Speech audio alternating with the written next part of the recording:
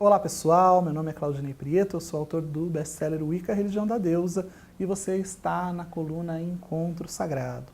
Hoje vamos falar um pouquinho da tradição diânica nemorense, que é uma tradição que eu mesmo fundei em 2003 aqui no Brasil. Eu fui iniciado em uma tradição diânica quando eu tinha em torno de 17 anos. Esse ano eu completei 23 anos de iniciação. E com o passar do tempo, praticando essa tradição, chegou em um determinado momento em que eu percebi que aquilo que eu fazia já tinha se distanciado substancialmente dos caminhos nos quais eu tinha sido iniciado. E me reunindo com os meus iniciados na época, com as pessoas que já faziam parte do meu grupo, nós chegamos à conclusão que era chegada a hora de nós renomearmos, rebatizarmos as nossas práticas. E foi daí que surgiu a tradição diânica nemorenses. O nome nemorenses significa do bosque e é um nome que era utilizado pelos sacerdotes de Diana no Lago Nemi, na Itália. O dianismo ele foi durante muito tempo considerado uma tradição de bruxaria praticada somente por mulheres, onde era estritamente necessário a presença de mulheres para que homens pudessem ser iniciados quando homens fossem iniciados nessa tradição. E eu não concordava, nunca concordei muito com isso. Apesar de ter sido iniciado dessa maneira, eu achava que homens deveriam ter o mesmo direito que as mulheres dentro desta tradição, dentro desse segmento.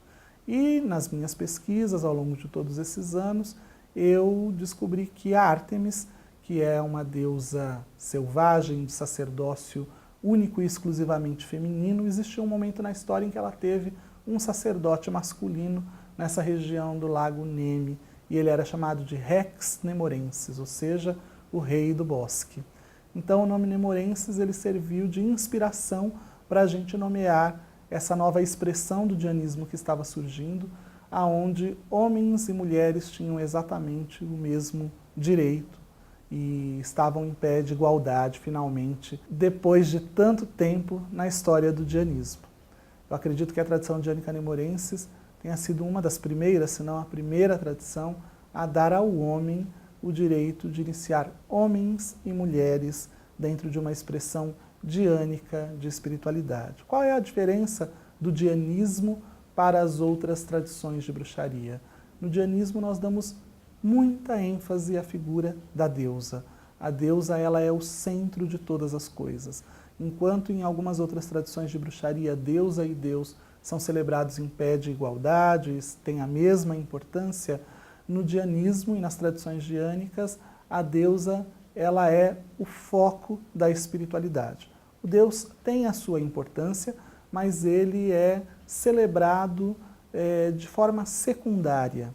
Ele é celebrado nos momentos em que é necessário. Muitas tradições a gente percebe que em alguns rituais acabam celebrando deusa e Deus em pé de igualdade, mas criam uma artificialidade de prática espiritual em determinados momentos em que o masculino nem precisaria ser mencionado em determinadas cerimônias. Nós decidimos romper com isso e, claro, cultuar o Deus nos momentos em que ele é necessário, em que ele deve ser reverenciado, mas não tentar criar um equilíbrio artificial só para dizer que o Deus é celebrado em pé de igualdade com a deusa, em momentos em que nós sentimos em que isso não é necessário. Então, o dianismo ele tem essa base de trazer a deusa para o foco, para o centro do culto, da prática, inclusive o nosso entendimento do sabás, ele é diferenciado porque expressa a manifestação da vida da deusa, porque se existem homens no mundo, homens vêm da deusa. Se o Deus existe, ele também veio da deusa. Então, os sabás expressam a manifestação da existência da Grande Mãe e o Deus sendo co-participador desse processo da vida, de criação do mundo, do universo, com a deusa. Tá gostando? Dá o seu clique, dá a sua curtida e envie a sua pergunta.